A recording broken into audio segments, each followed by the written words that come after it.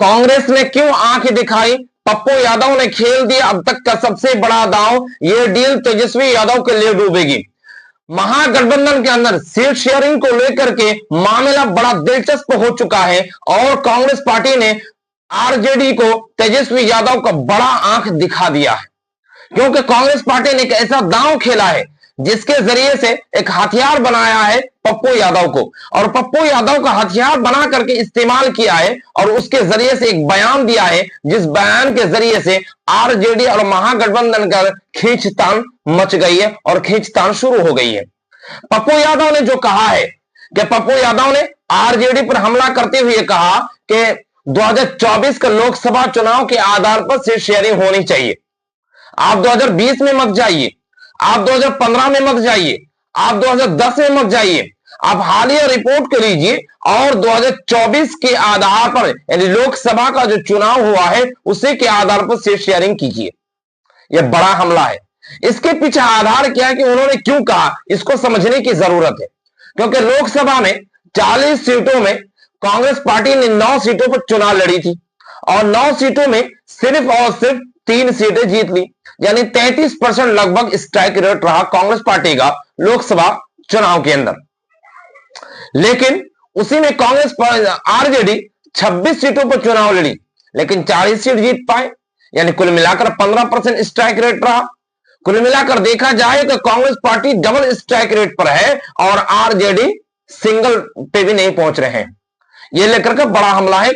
RJD के ऊपर पप्पू यादव का, और ये पप्पू यादव को कांग्रेस पार्टी हथियार बना करके यह बयान दिलवा रहे हैं शायद, या बयान अगर नहीं भी दिलवा रहे तो कांग्रेस पार्टी के लिए पप्पू यादव ने एक बड़ा गेम चेंज कर दिया है।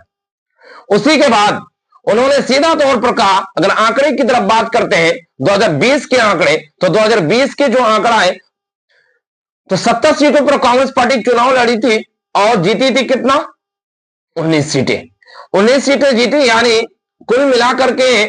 27% स्ट्राइक रेट रहा।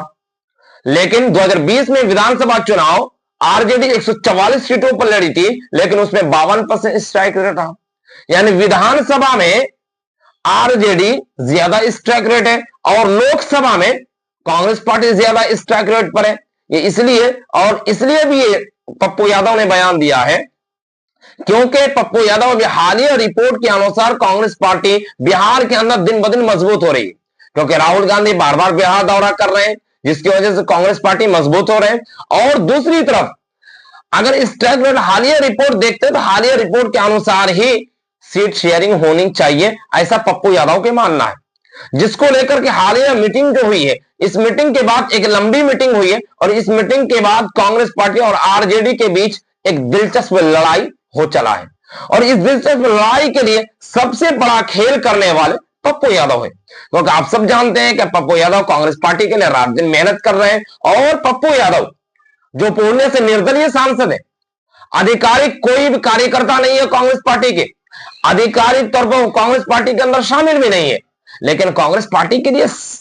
मेहनत कर रहे हैं, कांग्रेस पार्टी के लिए अपने सब कुछ कर रहे हैं वो, और अपना नेता राहुल गांधी को मान रहे हैं। और यही वजह है कि इन्होंने जो हालिया बयान दिया है जिसके जरिए से महागठबंधन का दिलचस्प लड़ाई बन चला। अब कैसे सुलझेगी ये लड़ाई और ये कैसे डील करेंगे तेजस्वी यादव, और तेजस्वी यादव के लिए बहुत बड़ी चुनौती है, क्योंकि पप्पू यादव के कैसे मनाए, कांग्रेस पार्टी को कैसे मनाए, क्योंकि कांग्रेस पार्टी को सलाह देने वाले पप्पू यादव एक बड़ा सलाहकार के तौर पर माने जाते हैं, जिसकी वजह से अब स्ट्राइक रेट के अनुसार अगर सीट बढ़ती है तो कांग्रेस पार्टी को ज्यादा सीटें मिलने के चांसेस और अनुमान अब लग रहा है। फिलहाल देखते हैं कि कैसे सीट शेयरिंग डील होती है।